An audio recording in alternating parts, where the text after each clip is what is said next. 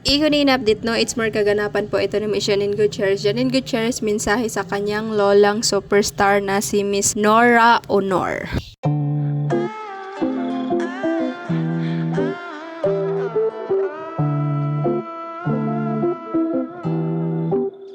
Iyon in-update Janine Gutierrez and Jericho Rosales update no. It's more kaganapan lang po ito ni Miss Janine Gutierrez at ang kanyang pamilya. Janine Gutierrez message para sa kanyang lolang superstar na si Miss Nora Honor. Ito nga ang binahagi ni Miss Janine Gutierrez with sorrowful hearts. We share the passing of our grandmother Mama Gay, a treasure to our family, but truly always more the people's than ours. She had a life of giving her immeasurable love to everyone she touched, whether on screen, through music, or in person. We are deeply grateful for the outpouring of love and support. Please keep our family in your prayers, especially Mama, Uncle Ayan, Ate Matet, Kuya Kiko, and Ken.